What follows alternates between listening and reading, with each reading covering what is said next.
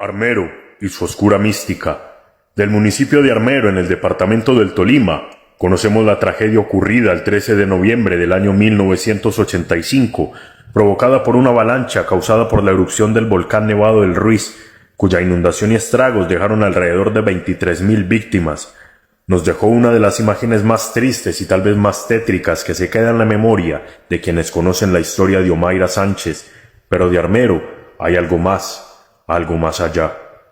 En esta ocasión ahondaremos en las entrañas de un tema para muchos escabroso, y por ello algunos optan por el silencio al respecto: la maldición, el misticismo, los rituales, la profanación, los favores divinos, el esoterismo y la brujería.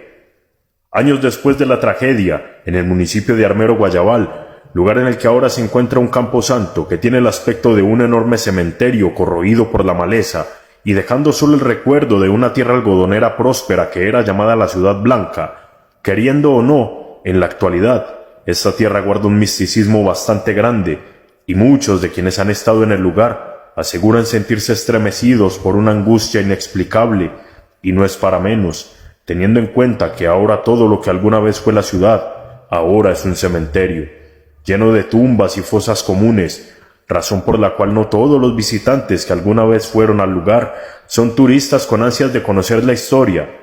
Es de algunos creyentes pensar que si la muerte fue trágica, el espíritu vagará como un mártir, y muchos religiosos optan por pedir favores divinos a los muertos y a los mártires.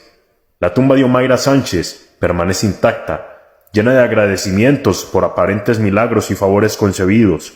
Lo que pocos dicen es que al parecer también concede otro tipo de favores no tan divinos.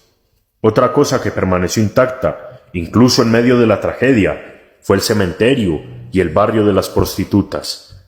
¿Por qué? ¿Fue acaso la tragedia una maldición? Un sacerdote asignado a Armero en los años 40, una de las épocas más complicadas y peligrosas políticamente hablando en Colombia, tenía dos partidos en disputa, liberales y conservadores.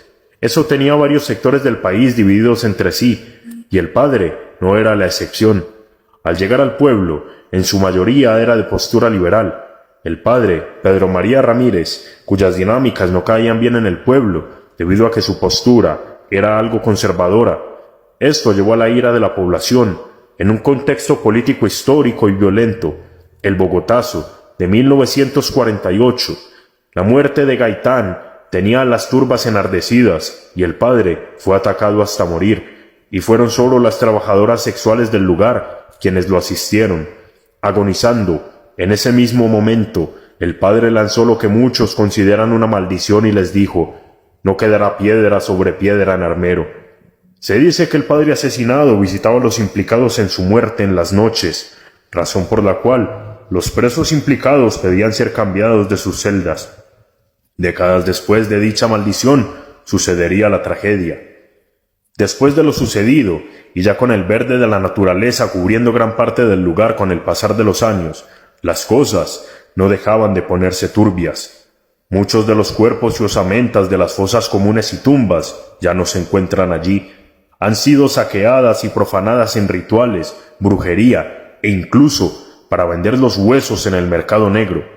Y más allá de lo tenebroso de venderlos, es imaginar a quién le interesa comprarlos. Se sabe que Armero fue una tierra próspera antes de la tragedia. Pues bien, muchos de quienes profanan las tumbas ni siquiera son llevados allí por el ritual o creencia, sino por una ambición tan grande que no respeta la muerte y los lleva a escarbar la tierra buscando joyas y pertenencias de los fallecidos. Personas con una mente tan turbia que también existieron en el pasado en medio de la tragedia y eran igual o peor de ruines. El siguiente fragmento es del libro El barro y el silencio de Juan David Correa, a quien corresponden los derechos de dicha narración.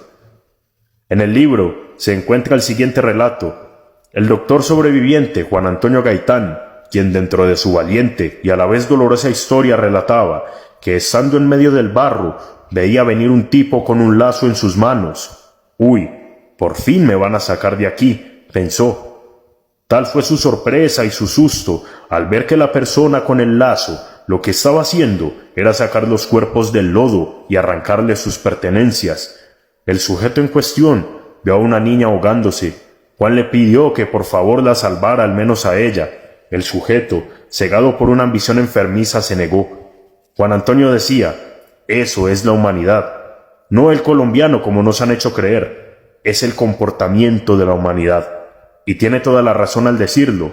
Aún años después de tanto dolor, se atreven a adentrarse a buscar objetos de valor, con la vista enceguecida por la oscuridad de la ambición. En el lugar se pueden ver varias muñecas de plástico, al parecer usadas en múltiples rituales. Se pueden ver letreros como este, el cual recita «profanos», como un testimonio de lo que allí ocurre. La comunidad ha pedido que se tenga control al respecto, pero en muchas ocasiones recibían una negativa. El lugar solo es vigilado en el día, aparentemente, y dicen que es tan grande que no alcanza el cuadrante para cubrir toda el área. La solución sería mover los cuerpos de allí, pero recuerden, el territorio es declarado camposanto y no pueden moverse de ahí, al menos de manera oficial, porque muchos de los cuerpos de los fallecidos en la tragedia ya no se encuentran allí. ¿Quién los posee? ¿Con qué fin? Se los dejo a su imaginación. Armero no solo fue azotado por la tragedia, sino por el más crudo esoterismo y la brujería.